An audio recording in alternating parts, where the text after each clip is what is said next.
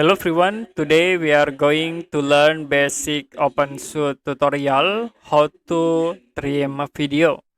So as example, I will insert video. You can click import file and I will use this video, click open, and then you can insert into track.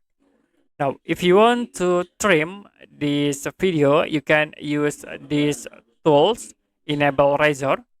Like I will click at this point to trim this video.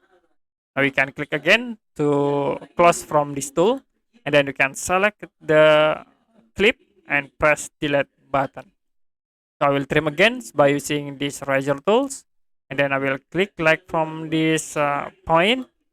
You can click again these icons to close, and then you can select the clip to delete.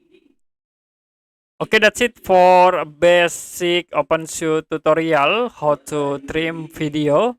If you have any question about tutorial, you can comment below this video.